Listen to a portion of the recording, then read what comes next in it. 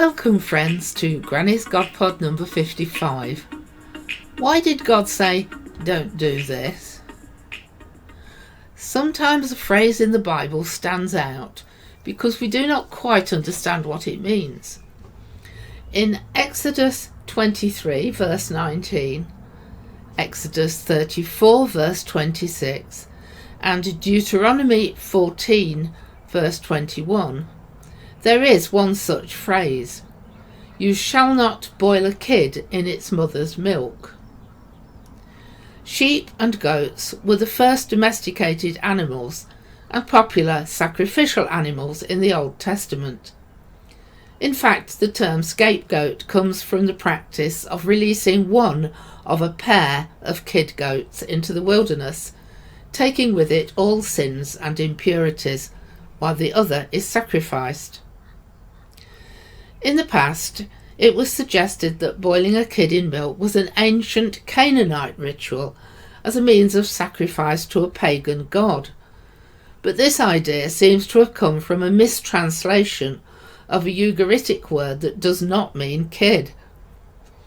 Another theory is that it is linked to other biblical laws about treating animals with consideration, such as not sacrificing a newly born animal until it has had a week with its mother, Exodus 22 and Leviticus 22, taking care of lost animals or helping them when struggling under heavy loads, Exodus 23, not slaughtering a mother and child on the same day, Leviticus 22, sending away the mother bird if you want to take away the eggs or fledglings, Deuteronomy 22, not getting disparate animals to work under the same yoke, Deuteronomy 22, and not muzzling an ox while it threshes, Deuteronomy 25. Philo of Alexandria suggested it is unacceptable that the very liquid that sustained the animal at birth should now be used in its death. A more recent idea is that the phrase was an idiom not meant to be taken literally. Like, for example, our phrase, a flash in the pan, which is now taken to mean something that had success but quickly fizzled out. Originally, it meant the misfire from a flintlock. In just a few generations, the original meaning has been lost. There is even a Jewish joke about it. Moses is up on Mount Sinai and the Almighty is conveying the text of the Torah to him. They come to do not cook a kid in its mother's milk, and Moses looks up and says, by this I assume you mean we should not eat meat and milk dishes at the same time. No, replies the Almighty, I simply said, do not cook a kid in its mother's milk. Okay, says Moses, so you mean we should have separate dishes for meat and milk?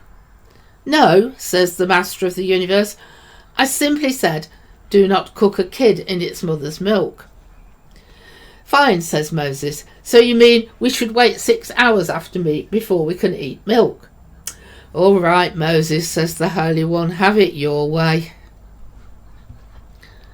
So what is the context of these verses in the 3 places they occur in the Bible? On both occasions in Exodus, it comes after the instruction to bring the best of the first fruits of your ground to the house of the Lord your God. The context is bring the best, not your leftovers. In Deuteronomy, the phrase comes before the instruction, you shall tithe all the yield of your seed that comes from the field year by year. This reference to year by year offerings may be key. Christy Jordan of SeekingScripture.com explains the Israelites were accustomed to being mistreated by their landlords and overseers. As slaves in the land, they would have been forced to provide offerings for the false gods of their rulers, which would have meant they had less with which to feed themselves.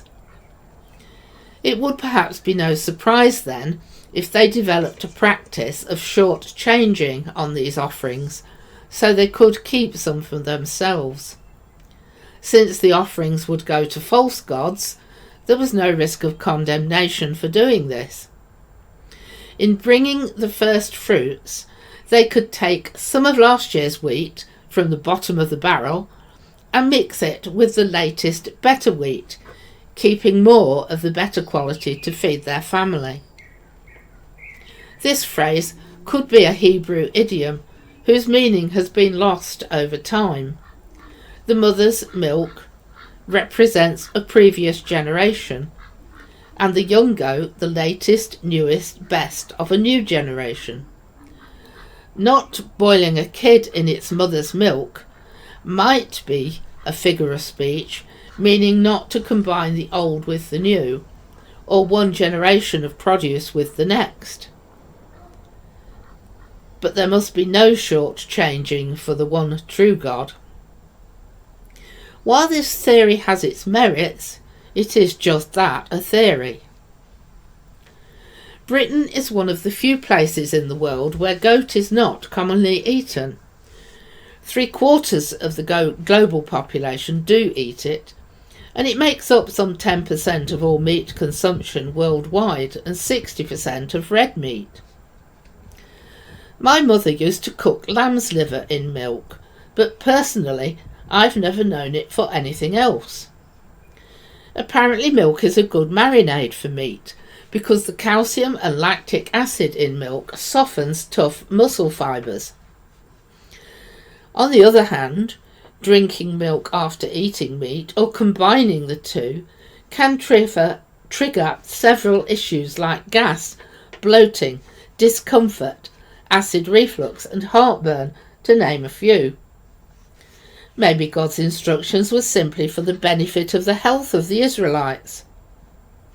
Is this theory supported by Deuteronomy 14:21 when it starts, "You shall not eat anything that dies of itself"? Is this because the cause of death is uncertain?